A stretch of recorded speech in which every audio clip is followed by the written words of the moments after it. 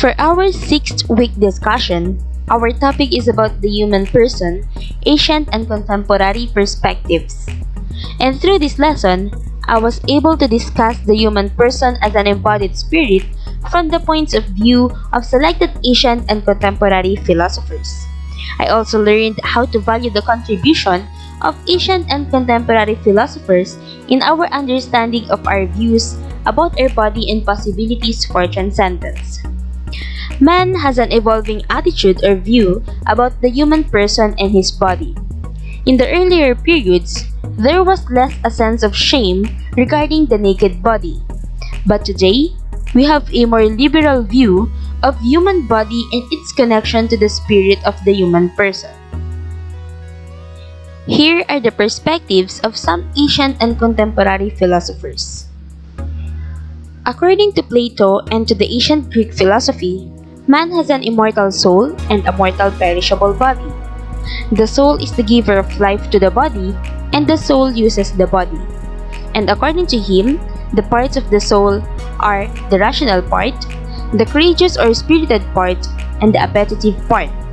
Also, according to him, the purpose of life is the continuous ascent towards the world of ideas, the freedom of the soul from the body, and to live a life striving for ideals.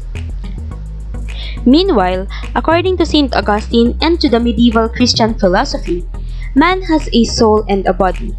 Man is created in the image of God, and because of this likeness to God, we both have reason and free will. Through man's thinking and willing, we get a glimpse of who God is. For St. Augustine, philosophy is the love of God, and Christianity is the only full and true philosophy. Our knowledge of ourselves and of God begins with faith, and human beings alone without God are bound to fail. According to St. Augustine, the purpose of life is that the human person is a restless being. While René Descartes and the primacy of the mind over body believes in dualism. It is the belief that the mind and body are essentially separate from each other. And these are res cogito, the thing that exists which cannot be doubted or the thinking thing, and res extensa, man as an extended thing. It is a machine or extension of the mind.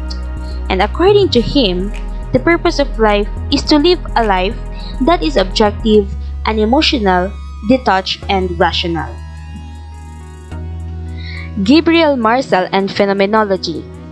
Phenomenology believes that reality consists of objects and events or phenomena as they are perceived or understood in the human consciousness.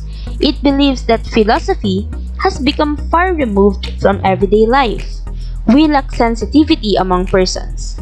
And according to him, the purpose of life is to live in our experiences as one, body, soul, and the spirit as one. According to Maurice Merleau-Ponty and the embodied mind, there is no experience that is not an embodied experience. Everything that happens in this world, experiences of joy, sadness, love, and remorse, happens with our bodies. We make ourselves known to the world through our physical bodies. The body learns things long before we are conscious of them. We learn even if we are not conscious of it. The work of the mind and the body are so mixed together that we cannot even distinguish where the work of the body ends and where the mind begins. And according to him, the purpose of life is to consistently become a person who is a being in the world. And lastly, we have the perspective of Father Leonardo Mercado and the Filipino philosophy. Filipino philosophy is exactly not the same as other Oriental philosophies, for there are points of difference as well as of similarity. Filipino philosophy is the same as that of other Oriental philosophies that emphasizes the union of the body and the mind. The human person should therefore understand the natural laws that govern nature and learn to apply such laws to one's life. However, the difference also lies with the fact that Filipino philosophy underscores the value of keeping harmony with one another. And according to the Filipino philosophy, the purpose of life is to become a person who is attuned to his nature and observes the oneness of his mind and body, with the goal of being makatao.